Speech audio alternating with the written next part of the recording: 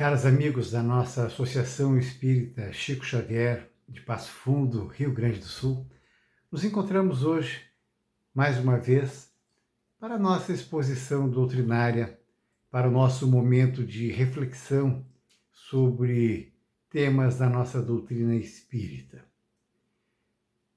Pedimos que nesse momento de início de trabalho, nos concentremos, nos centremos, percebamos que estamos em um momento muito especial de nosso dia.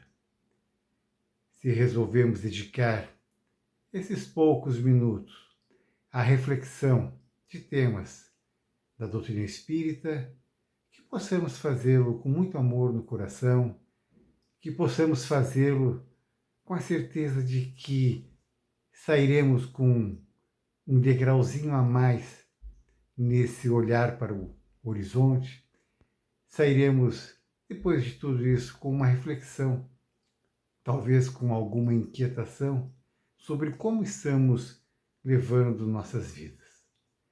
Agradecendo sempre a Deus a nossa saúde, esteja ela na condição que for, agradecendo o nosso abrigo, o nosso trabalho, o nosso prato de comida, o convívio com essas pessoas que temos em família, no trabalho, pedindo sempre que possamos, com a aprendizagem que a vida nos propõe, crescermos um pouquinho mais, sermos um pouquinho melhor a cada dia.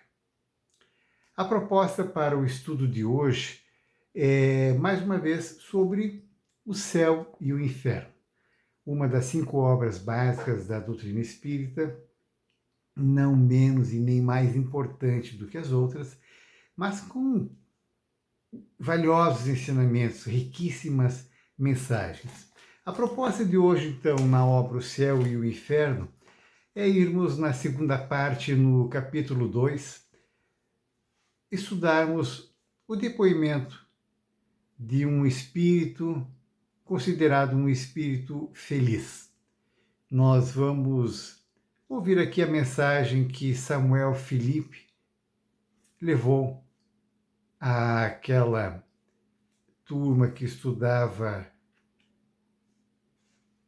a doutrina espírita, aquela turma que se dedicava a fortalecer, a subsidiar a doutrina espírita com fundamentos que não fossem invencionistas. Tão importante foi esse depoimento que Kardec o seleciona e o coloca dentro da obra O Céu e o Inferno. Então, o Samuel Felipe começa com a seguinte descrição. Era um homem de bem, em toda a acepção da palavra. Só por isso, se nós buscarmos lá no Livro dos Espíritos, lá na passagem onde fala das leis morais, e formos definir quem é o homem de bem, nós vamos perceber que é um homem de muitas qualidades. O homem de bem é aquele homem ideal para a doutrina espírita, é aquele homem ideal para a humanidade. E assim era definido o Samuel Felipe. Era um homem de bem em toda a acepção da palavra. Ninguém se lembrava de vê-lo cometer uma ação má, nem fazer mal voluntariamente a quem quer que fosse. De um devotamento sem limites para os seus amigos, estava sempre certo de encontrá-lo, pronto quando se tratava de prestar serviço, fosse mesmo às custas dos seus interesses. Então, Samuel Felipe, em sua existência terrena, vamos ver em seguida que ele morreu de uma enfermidade aos 50 anos de idade, mas em sua existência terrena, Samuel foi um homem muito dedicado aos amigos, um homem muito prestativo, definido aqui, então, como um homem de bem. Dificuldades, fadigas, sacrifícios, nada lhe custavam para ser útil, e o fazia naturalmente, sem ostentação. Aqui vem um destaque muito importante de uma descrição de Samuel Felipe. jamais deixou de querer aqueles que lhe fizeram mal e se punha a obsequiá-los com tanta solicitude como se lhe tivessem feito o bem. Quando tinha relações com ingratos, dizia: não é a mim que é necessário lamentar, mas bem a eles.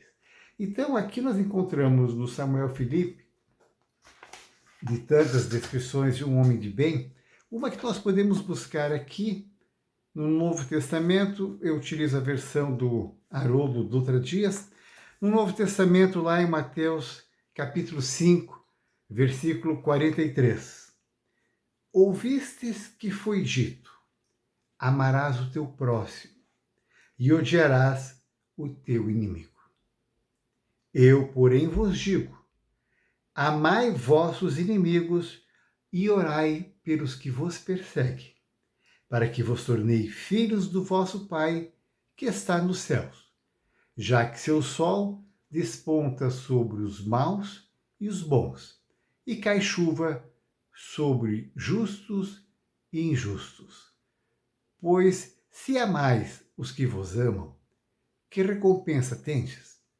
Então, aqui Mateus nos mostra a palavra do Cristo: amai vossos inimigos.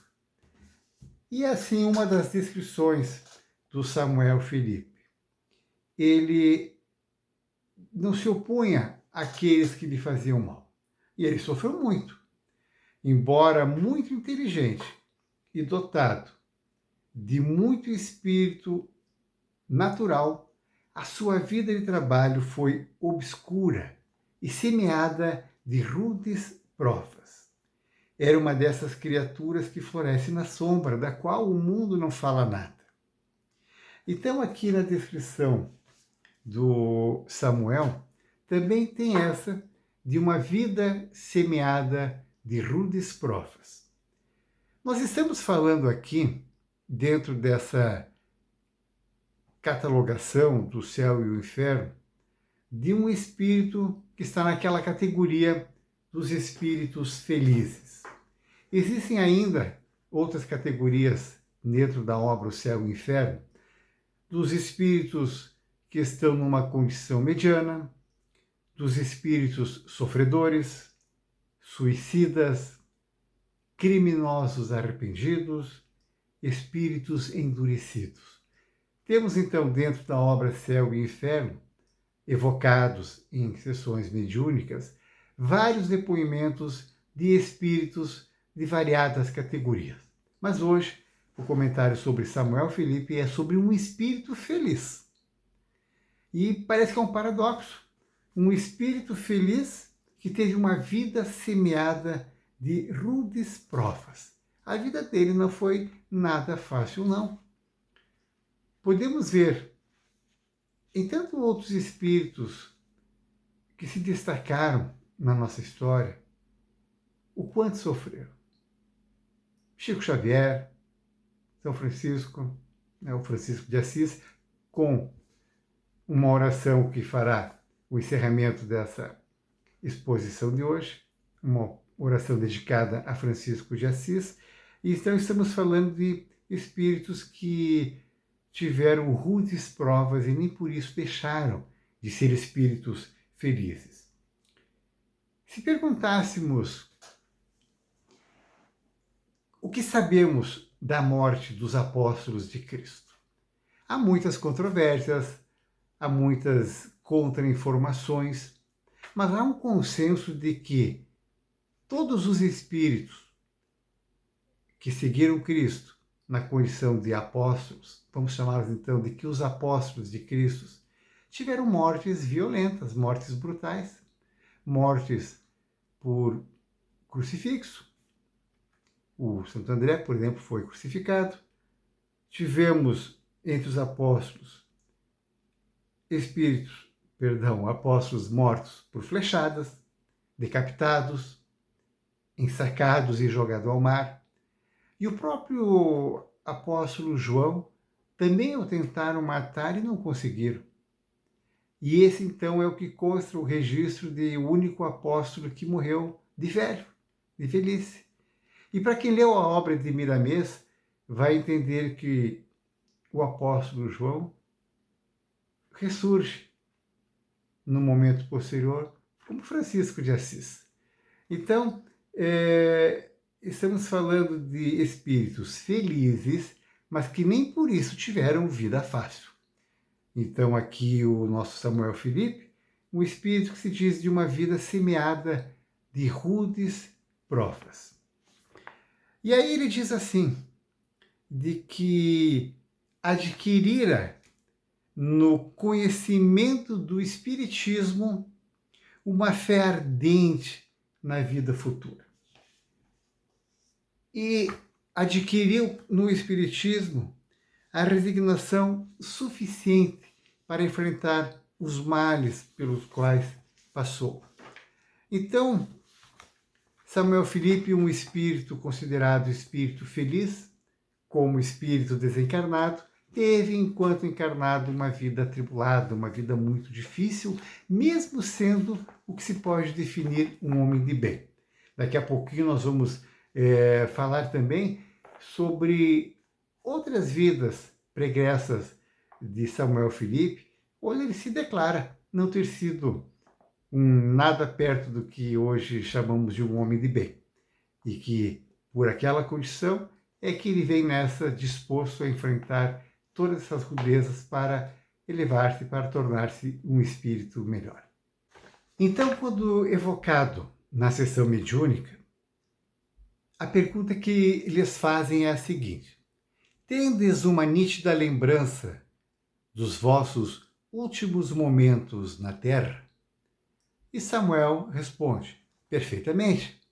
Essa lembrança me retornou pouco a pouco, porque naquele momento minhas ideias estavam ainda confusas. Nós já falamos disso numa outra exposição doutrinária que está aqui nesse canal. Aqui eu fiz com o título de A Passagem, que também é parte aqui da obra O Céu e o Inferno, e que eu só quero resgatar aqui uma descrição que fecha muito com o que estamos falando hoje. Aqui o Samuel Felipe, então, é invocado e é perguntado se ele lembra desse momento de passagem da vida terrena para a vida espiritual, e ele diz que estava ainda confuso, com lembranças ainda confusas, não tinha total clareza de poder falar algo. E vejam o que diz aqui no capítulo 1, então, sobre a passagem no céu e inferno. Na passagem da vida corpórea para a vida espiritual, produz-se ainda um outro fenômeno de importância capital, o da perturbação. Neste momento, a alma sente um entorpecimento que paralisa momentaneamente as suas faculdades e neutraliza, pelo menos em parte, as sensações. Está, por assim dizer, cataleptizada, sonolenta, de sorte que quase nunca testemunha consciente o último suspiro. Dizemos quase nunca, porque há um caso em que pode dele ter consciência. Isso Kardec está falando de um caso específico, mas em regra esse momento da passagem é um momento onde o espírito efetivamente não tem consciência de como se dá. A perturbação pode, pois, ser considerada como um estado normal no instante da morte. A sua duração é indeterminada. Varia de algumas horas a alguns anos. Aí, no capítulo da passagem, vai ter uma série de explicações justificando por que a passagem de alguns pode levar algumas horas, alguns dias, enquanto que a passagem de outros podem se demorar em até anos. Basicamente é em função do apego ao materialismo, da dificuldade em que aquele espírito se desapega do mundo material.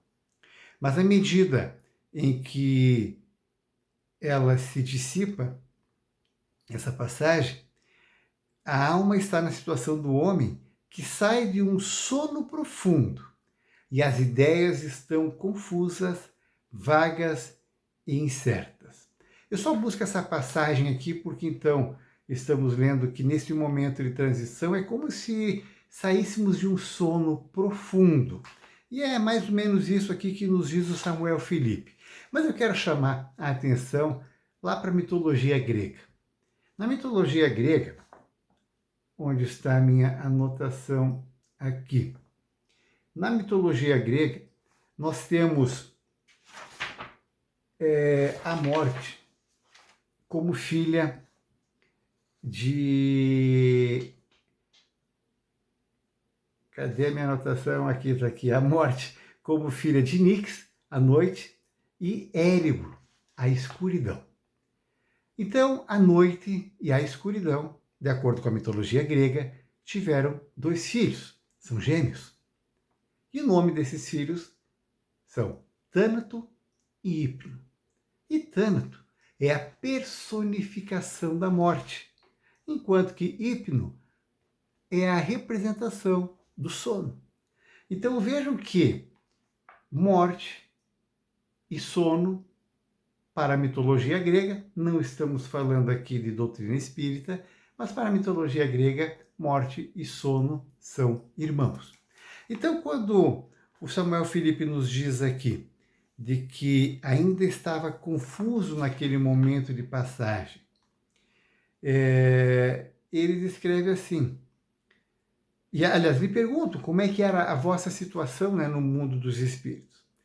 Ele diz que de bom grado irá responder. E esse relato não será útil só para você, será para mim também, diz ele, aos meus pensamentos na terra. A comparação me faz compreender melhor ainda a bondade do Criador. Vejam que de tal tamanha inteligência que é esse espírito, que mesmo nesse momento que é evocado, que pode nos ensinar algumas coisas, ele se preocupa também em estar aprendendo nesse momento da evocação. Então, ele começa dizendo assim que as tribulações da vida dele, aquelas dificuldades todas que ele teve, jamais lhe faltou coragem para enfrentá-las. E ele agradece a Deus por ter tido essas dificuldades. Diz assim, quantas coisas teria perdido se cedesse ao desencorajamento. Só a esse pensamento eu tremo, que pelo meu desfalecimento o que suportei teria sido sem proveito e tudo estaria para recomeçar. Aqui fica muito clara a grandeza de visão do espírito Samuel Felipe. Ele entende que se não tivesse enfrentado as dificuldades que precisou enfrentar na sua vida terrena, ele não teria aproveitado essa sua existência. Nós sabemos, ouvimos tantas vezes de que temos uma programação kármica, que viemos determinados a cumprir certos desafios, e sabemos quantos fogem desses desafios e fogem das diversas maneiras. Retornam à pátria espiritual e na hora de prestar contas sobre cumpriram aquilo que estava proposto, acabam percebendo que deixaram, que fugiram, que não foram fortes, persistentes, o suficiente para superá-los. E aqui o Samuel está nos dando uma lição de que agradece até mesmo todas as dificuldades que passou. Justamente que por ter passado essas dificuldades é que ele conseguiu tirar proveito dessa sua encarnação. Então a coragem que ele teve, ele é grato às dificuldades que lhe apareceram. Ele fez valer a sua encarnação. E ele chama atenção, pagar pela felicidade. Ele nos chama atenção quando diz assim, que tudo que ele fez não foi para comprar a felicidade, mas foi para pagá-la por intermédio de algum sofrimento. Se soubessem, na mensagem para nós, o quanto alguns anos são pouca coisa em presença do infinito, nós aproveitaríamos melhor esses anos. Mas vamos deixar um alerta aqui, de que em momento algum Samuel está dizendo que devemos sofrer na vida para encontrarmos a felicidade. Não. O sofrimento que ele teve é decorrente de atitudes dele, dessa mesma encarnação, apesar de ser considerado um homem de bem, e decorrente também de outras encarnações. Então, o sofrimento que ele passou nada mais, nada menos é do que resultado de obras suas. E que por ter coragem e resiliência para enfrentá-las, é que ele conseguiu, então, encontrar o caminho para a felicidade. Então, deixando bem claro que não se trata aqui da mensagem de que quanto mais for sofrida a vida, maior será a recompensa depois. Não se trata disso em momento algum. E aqui o Samuel vai nos dizendo assim, se a minha última existência, então ele fala dessa que ele acaba de sair, mas agora ele se refere à vivência anterior, que não diz aqui como foi ou quando foi, mas ele se refere a uma vida anterior dele.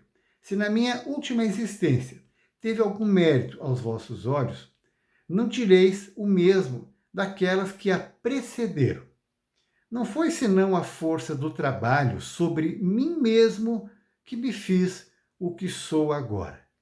Para apagar os últimos traços das minhas faltas anteriores, era-me necessário ainda suportar essas últimas provas que voluntariamente aceitei. Então ele tem plena consciência de que ele só conseguiu esse progresso, ele só admite ser tratado como um homem de bem, como uma pessoa que aprendeu, que cresceu moralmente, com a seguinte expressão: não foi senão a força do trabalho sobre mim mesmo. Aqui fica a mensagem de quantas vezes desistimos de trabalhos que nós devemos fazer, que não nos cabe pedir a esse ou aquele para que eu faça. Então, é pela força do nosso trabalho, das nossas persistências, das nossas determinações, é que a gente conseguirá, então, superar as dificuldades, é que a gente conseguirá, então, subir mais um degrauzinho nessa espiral da vida. E é essa mensagem, então, que Felipe está nos passando, de que é pelo trabalho dele. E olha só, essas provas que ele passou, as dificuldades que ele se refere, eu as bendigo hoje. Com elas, rompi com o passado, que não é mais para mim senão uma lembrança.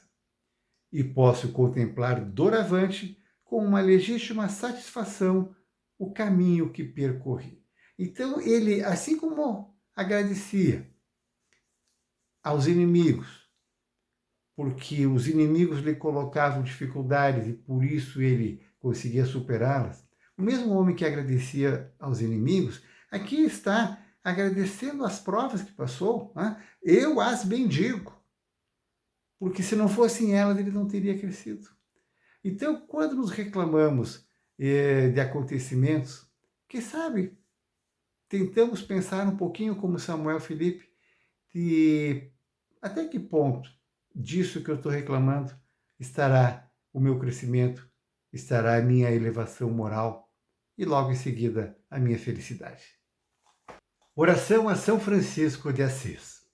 Pai Francisco, há muitos anos, poucos anos, naquele dia de outubro de 1226, qual a falena de luz, abandonastes a lagarta inerte sobre o solo para voares na direção do zimbório infinito, aureolado de luz. Havias pedido anteriormente que te despissem o corpo quando a irmã morte se te acercasse, e que te colocassem no pó da irmã terra, logo te alando na direção do amado, como um raio de luz que desapareceu no azul do infinito. E cerrava-se naquele momento o divino périplo da tua missão terrestre em corpo físico. Fazia pouco, tornaste o lobo de Gúbio em doce cordeiro. Lograste silenciar a sinfonia dos pássaros para que não perturbasse o teu canto louvando ao Senhor. Colocaste mel nas colmeias vazias pelo rigoroso verão para que as irmãs abelhas continuassem zumbindo, alimentando-se, fabricando cera, vivendo. Lavaste a lepra em muitos corpos e experimentaste os estigmas em êxtase incomparável. A cada sofrimento que te afligia, entoavas um hino de louvor e a cada provação experimentada uma canção de reconhecimento a Deus. A tua mensagem simples saiu de Assis para trazer de volta o amor e a humildade de Jesus. No entanto, Pai Francisco, os teus legatários transformamos a tua mensagem em vão poder, em ilusão argentária. E embora a ternura com que a cantasse, repetimos-la entusiasmados, porém com o coração em gelo, diferente do teu.